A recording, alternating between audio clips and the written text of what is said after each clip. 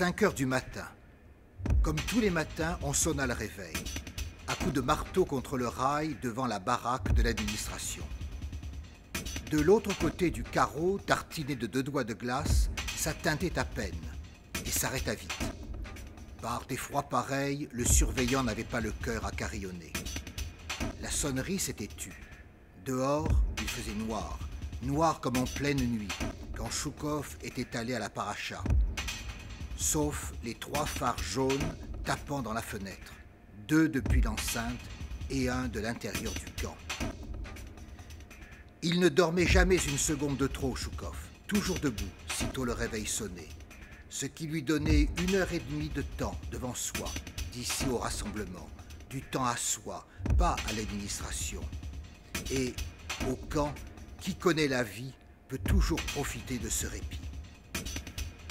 Nous sommes ici en présence du manuscrit de l'œuvre qui a changé le cours de l'histoire. Avec une journée d'Ivan Denisovitch, l'archipel du Goulag a permis d'affranchir la Russie du mensonge stalinien.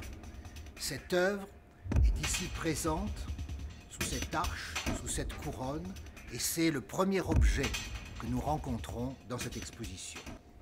Le professeur Niva nous le commente. Ce n'est pas d'après ce manuscrit que l'archipel du Goulag a été publié à Paris sur injonction d'Alexandre Solzhenitsyn fin 1973. Parce que Solzhenitsyn avait dactylographié, filmé et envoyé secrètement, 4 ans auparavant, son manuscrit sous sa forme de microfilm à Paris. Ce qu'il a fait à la fin de l'année 1973, c'est d'appuyer sur le bouton, de donner le signal qui était convenu pour que l'on publiât le texte. Ce manuscrit, c'est celui qu'il a écrit en Estonie, chez son ami Arnold Souzy, qui est évidemment un camarade du Goulag. C'est la première fois en Estonie, dans une ferme perdue de la campagne estonienne, qu'il a eu la possibilité de mettre sur sa table tous les feuillets et de composer l'ensemble de l'architecture de cet énorme massif d'écriture. Normalement, il aurait dû, comme il faisait toujours avec ses manuscrits, le brûler, garder la dactylographie et quelquefois brûler la dactylographie et ne garder que le microfilm. Mais là, il était chez un ami estonien en qui il avait toute confiance et donc il lui a laissé le manuscrit qui est resté enterré pendant 20 ans avant qu'il ne fût restitué à son auteur. Entre-temps, l'archipel avait paru, le monde avait changé et également la chute du communisme. Ce qui fait que c'est un manuscrit qui n'est pas le texte absolument définitif. On y voit des milliers de corrections. On voit le travail de l'écrivain, son écriture microscopique. Il corrige dans tous les sens. Alors il faut bien voir qu'après avoir écrit 5 ou 6 feuilles, c'est-à-dire la dose journalière dans cette ferme isolée, il dactylographie. Et la fille du propriétaire de la ferme vient le soir pour prendre la dactylographie et la cacher à un autre endroit. La clandestinité, c'était devenu, je crois, la seconde nature d'Alexandre Solzhenitsyn. Il écrit tellement fin que le manuscrit, qui fait 800 feuilles et donc 1600 pages, malgré tout, il tient dans la main, c'est un des plus gros livres du XXe siècle, mais il tient quand même dans la main du fait de cette habitude d'avoir un papier très fin, d'écrire de façon microscopique. C'est émouvant puisque nous avons là le texte qui, en quelque sorte, a fait tomber l'Empire soviétique. Et puis, c'est la première fois qu'il sort. Disons que Natalia Solzhenitsyn ne l'avait jamais montré, n'était jamais sorti des archives familiales. c'est émouvant.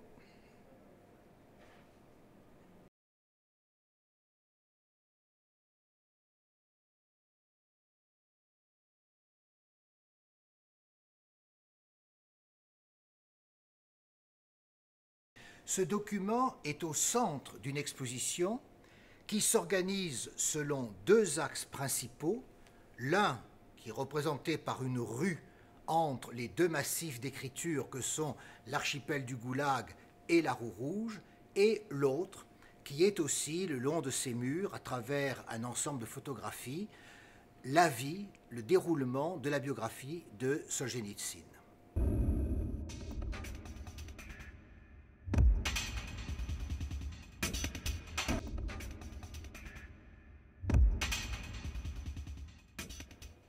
Alors ici, c'est peut-être la vitrine principale. C'est 10 ans de la vie d'Alexandre Solzhenitsyn. Vous avez sa veste de bagnard. Donc il est libéré en février 1953, mais il part en relégation dans un coin perdu du Kazakhstan. Il est habillé de sa veste de bagnard, ce qui est tout à fait normal. C'est le seul habit chaud qu'il ait et il a le droit de le prendre. En revanche, il n'a pas le droit de prendre les numéros matricules que vous avez dans la vitrine. En russe, c'est Chia 262. Alors la lettre Chia, elle n'existe pas dans l'alphabet latin, c'est de l'alphabet cyrillique. Disons que c'est à peu près pour une oreille française ch, mais en fait c'est Chia 262. Il devait coudre lui-même, comme tout bagnard, ses numéros sur son bonnet, sur sa poitrine, dans son dos et sur ses genoux. Et on s'adresse à lui par son numéro matricule. On lui dit « Ah, Chia 262 vient ici ». Et normalement, Ivan Denisovitch devait être désigné par son numéro matricule, avec aussi la même lettre Chia. C'est l'éditeur, le poète Alexandre Twardowski, qui a proposé, suggéré fortement de changer et de mettre une journée de Ivan Denisovitch, c'est-à-dire en l'appelant par son prénom et son patronymique de la façon respectueuse qui indique la plénitude de la personne. 10 ans ont passé parce que voilà, il sort de relégation, il sort du Goulag en 53. Et c'est en 63 que paraît la journée Ivan Denisovitch, qui a été écrite en 3 semaines, en 58, lorsque, alors il est complètement libéré, il est à Riazan, il a retrouvé sa première femme, et voilà, il a l'intuition qu'il peut tout résumer dans la journée d'un petit bagnard, qui est le moujik russe, qui symbolise le moujik russe dans son mystère, dans son épaisseur. On ne peut pas résumer la vie d'Ivan Denisovitch, ni la philosophie d'Ivan Denisovitch. Et comme le dégel s'installe en Russie suite à la nouvelle politique de Nikita Khrouchtchev, pas tout de suite, mais après la mort de Staline, 5 mars 1953, donc il est en relégation quand il fête la mort de Staline, comme tous les prisonniers, comme tous les aigles. Et pour eux, c'est une journée de liesse. Et avec le dégel, ils pensent, mon texte a peut-être de la chance de pouvoir passer. Il le confie à un ami, qui est Kopelev, qui va le déposer à la revue Novy Mir. Et lorsque Twardowski, qui est le rédacteur en chef de Novy Mir, dont les parents ont été découlakisés, qui en même temps est au comité central, lit ce texte, il est bouleversé. Pas seulement par le texte, mais aussi ses propres parents, toute l'histoire de la Russie paysanne martyrisée. Et il prend le texte, il télégraphie à l'instituteur Solzhenitsyn qui est à Riazan, simplement, il faut l'aval d'en haut. Il faut que Khrouchtchev le lise et donne son accord. Il donne son accord. Alors voilà ce numéro historique, la revue Novy Mir en 1911, suivi, ça c'est en novembre 62, en janvier 63, alors vous avez 2 publications grand tirage, Roman Gazeta, où il n'y a pas du tout d'effet typographique. C'est une publication très simple, mais ça a fait un appel d'air considérable. Ça a réveillé la Russie et des milliers d'anciens zèques qui étaient déjà libérés ont envoyé leur réaction à l'auteur. Et l'archipel du Goulag est né en partie de ce flot de réactions qu'a reçu Alexandre Solzhenitsyn.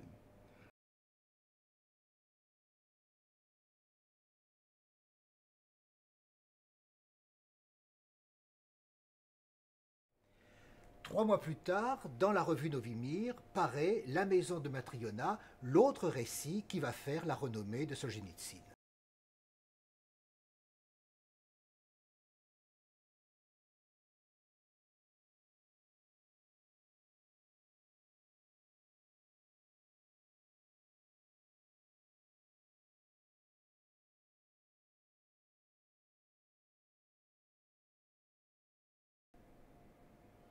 Ici, nous sommes devant la vitrine qui est consacrée à ce merveilleux récit, La maison de Matriona.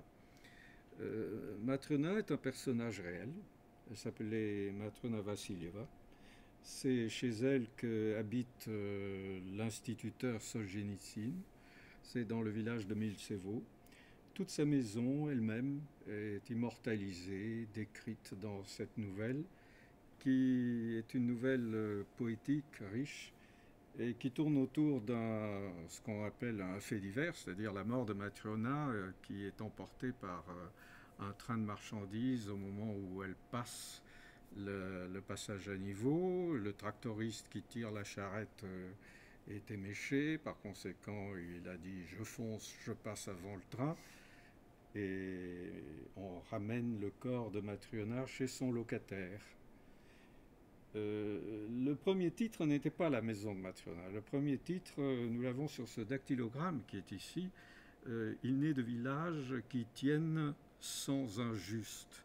Et Matriona, elle est le juste sur qui tient le village, le pays, la terre, l'humanité. Il n'y a pas d'humanité sans le juste. Alors elle est le juste, elle est une femme simple, très différente d'Ivan Denisovitch, beaucoup moins rusée que Ivan Denisovitch.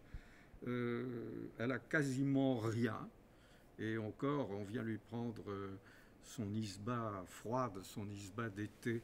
C'est son beau-frère qui vient la lui réclamer pour un fils qui va se marier, et c'est en transportant les poutres de cette isba qu'aura lieu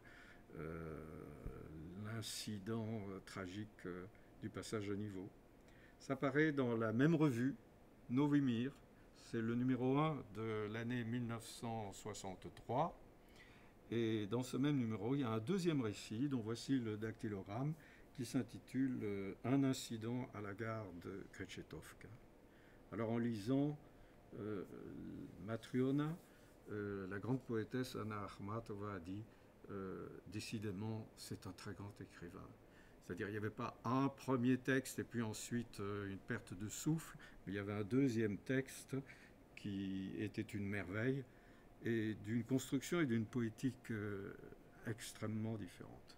En fait, dans le sac du bagnard, eh bien, il n'y avait pas seulement ces deux textes-là, il y en avait encore bien d'autres, et en particulier, par exemple, le premier cercle, toute la dramaturgie.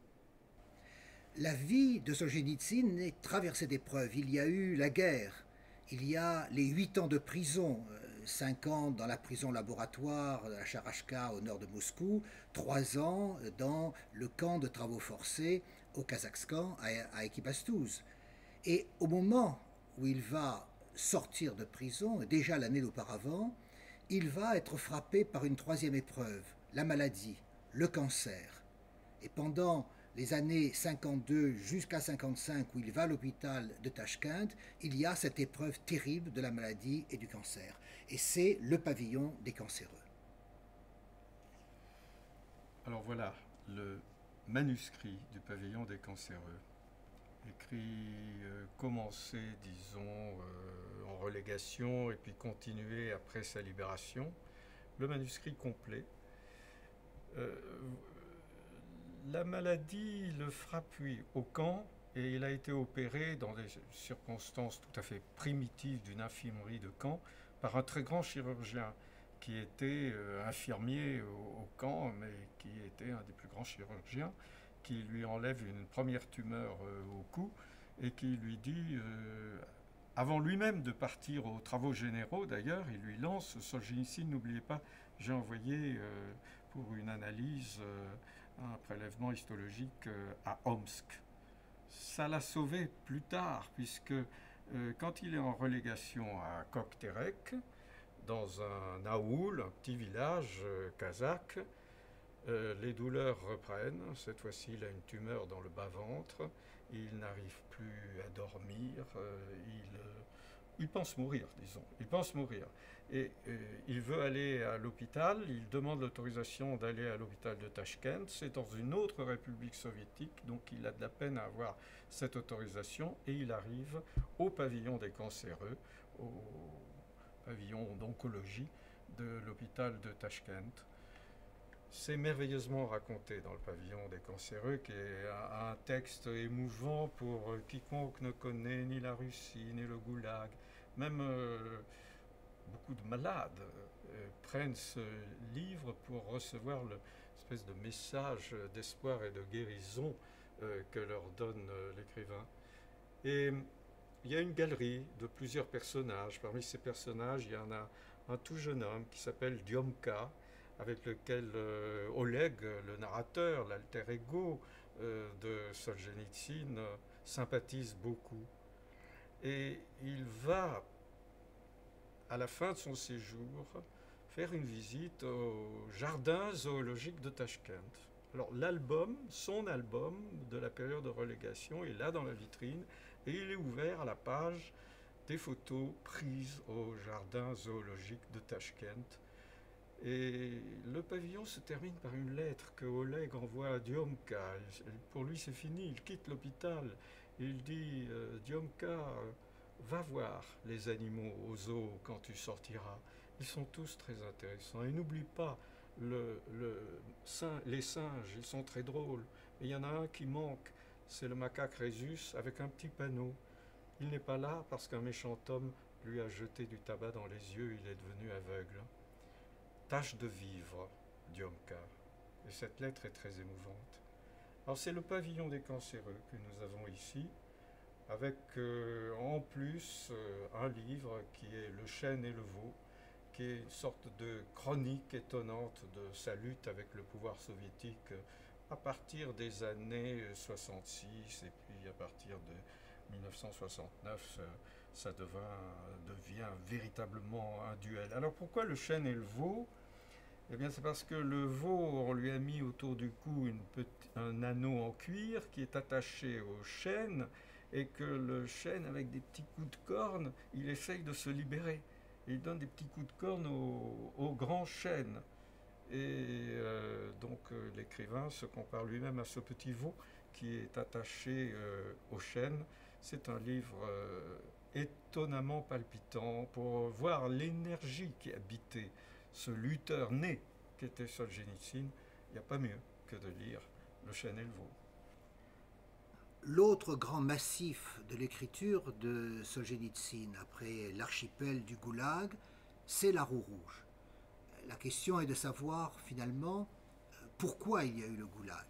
Qu'est-ce qui peut, dans l'histoire de la révolution russe, amener l'horreur du Goulag.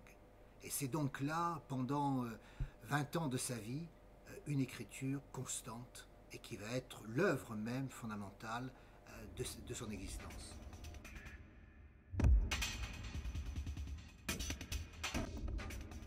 Une locomotive et sa grande roue toute rouge, presque aussi haute que lui, tout prévenu, tout circonspect, tout méfiant que vous êtes, cette année de quiétude, de la misérable existence du petit bourgeois au fond, finissent par vous endormir.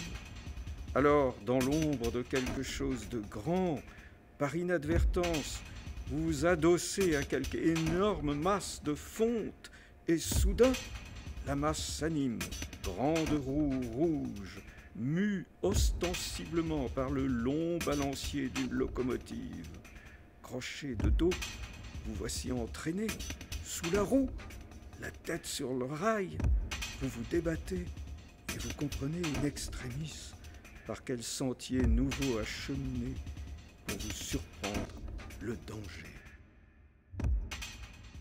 Cet énorme manuscrit, cette liasse de feuillets, c'est le nœud numéro 2 de La Roue Rouge, qui est divisé à l'heure actuelle en 4 nœuds, mais août 14 fait 2 tomes, novembre 16 que nous avons sous les yeux fait 1 tome, mais quel tome? Mars 17 fait 4 tomes et avril 17 2 tomes. Alors c'est un Himalaya d'écriture que cette roue rouge, conçu par le jeune homme Solzhenitsyn lorsqu'il est encore étudiant, et on a ses premières notes dans cette vitrine qui date de 1937. Il conçoit à l'époque un roman historique qui va commencer par la défaite extraordinairement rapide de la deuxième armée russe commandée par le général Samsonov en août 14 dans les forêts prussiennes. Et bien entendu, ce texte qui est ici ne va pas rester. Ce qui va rester, c'est l'idée. C'est de commencer, ou presque, le roman par la défaite et le suicide du général Samsonov, qui est vu comme une sorte d'agneau de Dieu qui s'immole. Ensuite, il y a des morceaux de manuscrits qui ont été écrits à la prison Charachka de Marfino, où il continue cette idée, il creuse son idée de roman historique qui va de la guerre à la révolution et au-delà. Et puis, eh bien, il y a les 20 ans de rédaction qui s'achèvent en 92 à Cavendish, qui ont commencé avant le bannissement et qui se poursuivent alors dans des circonstances beaucoup plus confortables à Cavendish, et surtout son enquête historienne est beaucoup plus vaste et facilitée par le fait qu'il a toutes les bibliothèques et archives américaines à sa disposition.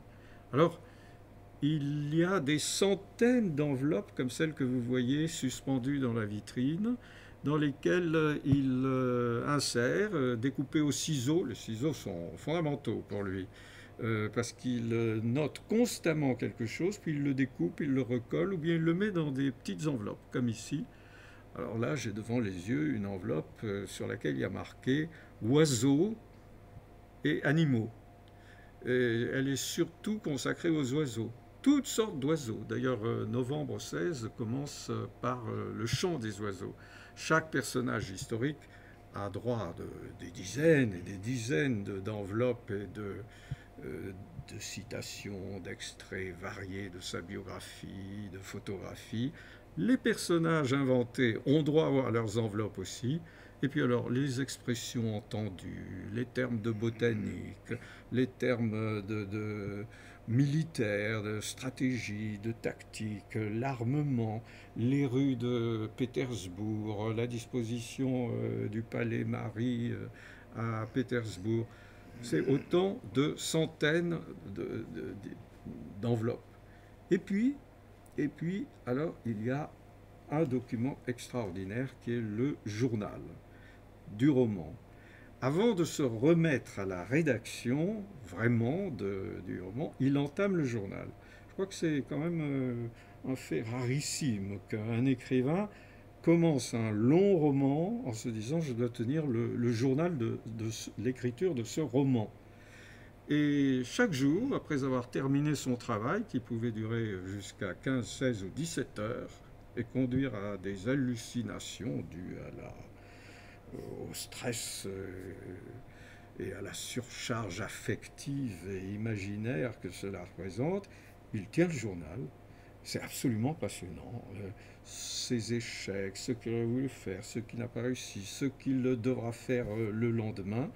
Il y a 2 cahiers de ce journal et Natalia Solzhenitsyn nous promet de l'éditer en russe très bientôt. Et puis la bibliographie de cette gigantesque entreprise. Alors là, on a un cahier entier de bibliographie qui représente une petite partie, parce qu'à cela, il faut ajouter tous les livres de sa bibliothèque dans lesquels il a inséré des notes ou coché. Donc voilà, de 1937 jusqu'à 1994, quand il met fin à l'entreprise en se disant que bon, je n'arriverai jamais à faire 20 tomes.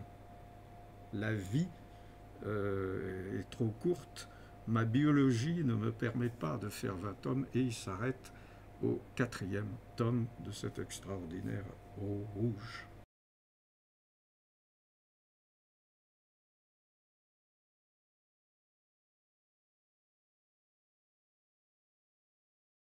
Ici, une vitrine qui n'est pas faite de manuscrits de l'écrivain, mais de samizdat, c'est-à-dire l'édition par soi-même, lorsque l'on recopie à la main, dactylographie ou photographie, un texte que l'on vous a prêté.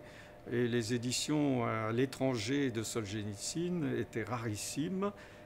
À l'intérieur de l'Union soviétique, on se les passait, on les recopiait, on les photographiait. C'était ce qu'on appelait le samizdat. Alors, cette vitrine, ce ne sont pas des manuscrits. C'est ce qu'on appelle le samizdat. C'est-à-dire, un exemplaire est parvenu à des amis ou dans le public et il est recopié ou photocopié à l'infini. C'est les éditions non autorisées qui échappent à la censure. Ça existait déjà au XIXe siècle. Pour Tolstoï, certains textes censurés de Tolstoï étaient recopiés à la main. Alors ici, l'exemple le plus extraordinaire, c'est l'archipel du Goulag. L'archipel du Goulag, l'édition de Paris, faite en émigration donc, a été photocopiée. Vous l'avez ici en petit format. Ce format était calculé pour pouvoir entrer dans une boîte de gaufres. Et ici, vous avez le couvercle auquel il est marqué « gaufres ». Donc, de l'un à l'autre, on se passait ce livre pour le lire très rapidement, pendant au maximum 2 nuits, 2 jours de nuit. Et on disait, est-ce que je peux avoir les gaufres mercredi? Et la gaufre circulait, c'était l'archipel du Goulag, dont la possession ou la lecture pouvait servir de chef d'accusation, article 58, d'activité anti-soviétique, et vous envoyer au Goulag.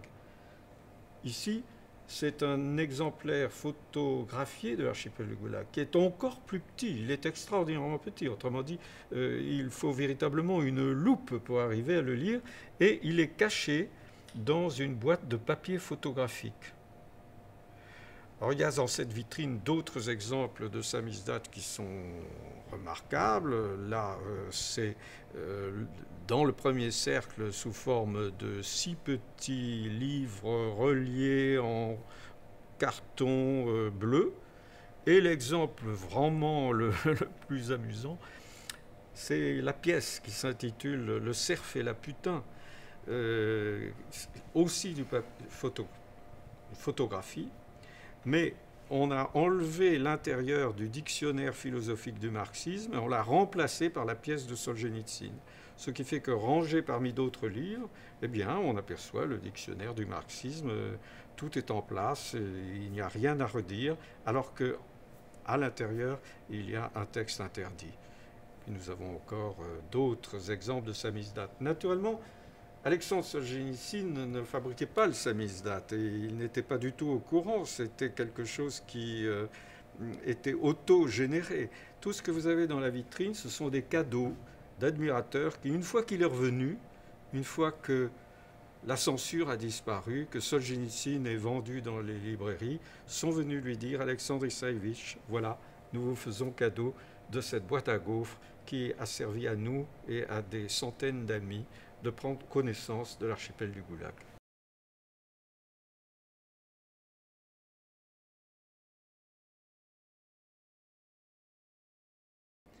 Quelle que fût l'autorité, Spyridon était en bisbille avec elle.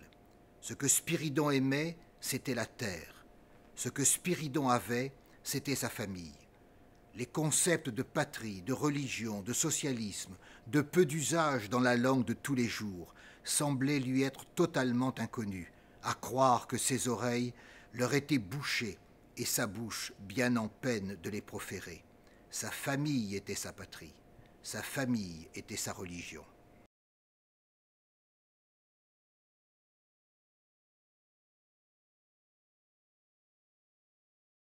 C'est aussi par le samizdat que le premier roman de Solzhenitsyn va être diffusé. Ce premier roman, il commence à l'écrire à sa sortie des prisons, du bagne d'Ekibastous. Et il éprouve cette joie, ce plaisir de pouvoir enfin écrire librement. Clandestinement, il poursuit ce travail sur le premier cercle. Le premier cercle, qu'est-ce que c'était ? C'était le récit de toute l'expérience qui a été la sienne pendant les 5 premières années de son emprisonnement, à partir de son arrestation, juste à la sortie de la guerre. La prison laboratoire dans laquelle se trouvent des savants mis au service du pouvoir est pour lui une expérience qu'il appelle le premier cercle. L'expression est reprise à Dante, dans le premier cercle qui entoure l'enfer, parce qu'ils sont encore des privilégiés. Mais ensuite, ils vont sombrer. S'ils refusent de servir davantage le pouvoir, ils seront envoyés au bagne. La prudence les a amenés à brûler à chaque fois le manuscrit, se contenter d'une dactylographie, première ou deuxième rédaction. Et on a ici cette rédaction de dactylographier, le tapuscrit du premier cercle. C'est un roman très construit. C'est un roman qui va se dérouler en 3 journées, entre le 24 décembre 1949 et le mardi 27 au matin, le moment où il est lui-même emmené au bagne.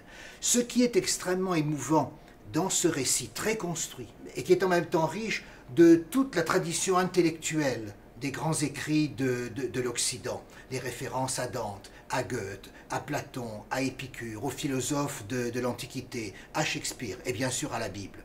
Ce qui est extrêmement émouvant, c'est que tout est puisé auprès de personnages réels.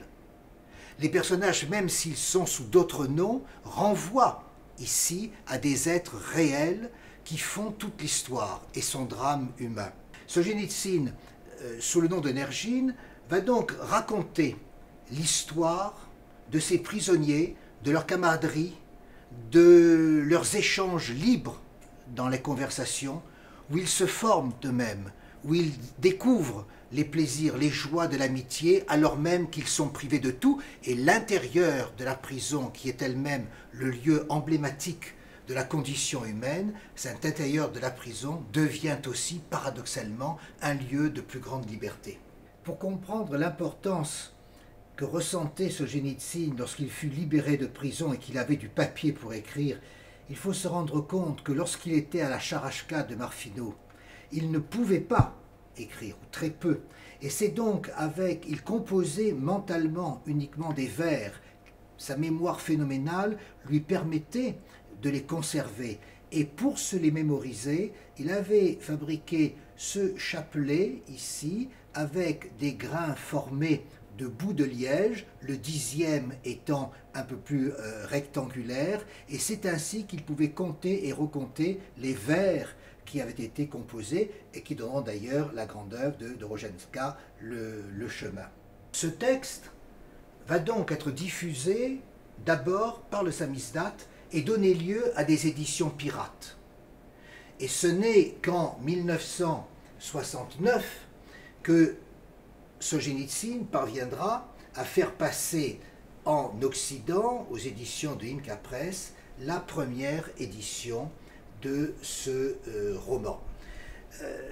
Il en a également préparé plusieurs éditions, car au début, il avait écrit la première version, mais quand il voit qu'il peut passer en 63 la publication d'une journée d'Ivan Denisovitch, il va alors réécrire le premier cercle afin de le faire passer la censure.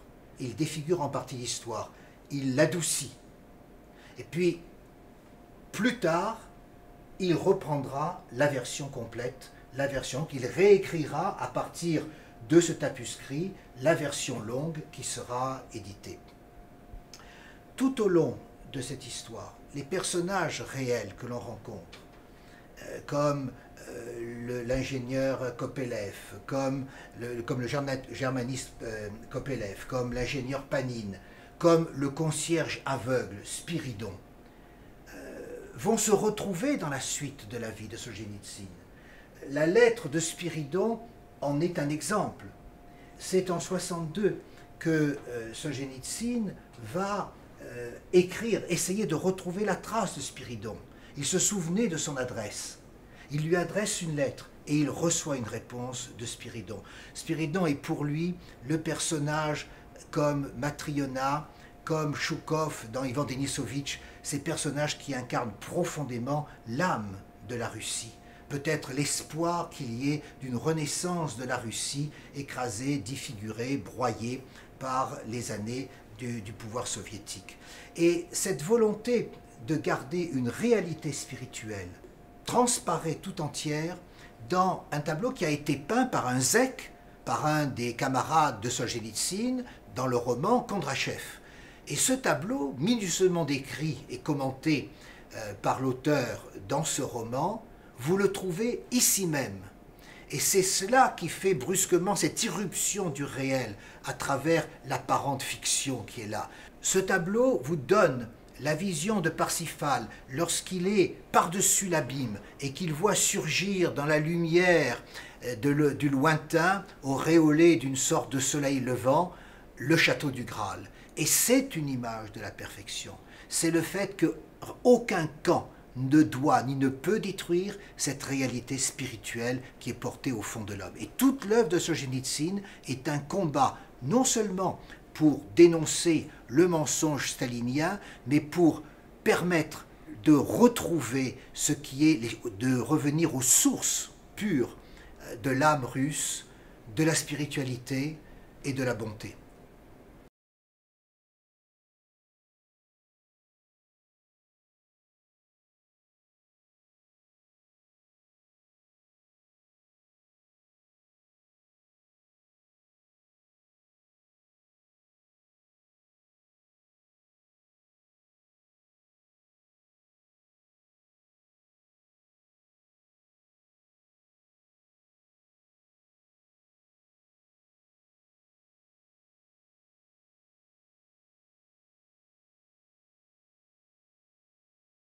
Vous êtes devant la table de travail de Solzhenitsyn lorsqu'il est aux États-Unis, à partir de 1976 à Cavendish, avec ces centaines de papiers accumulés sur son bureau.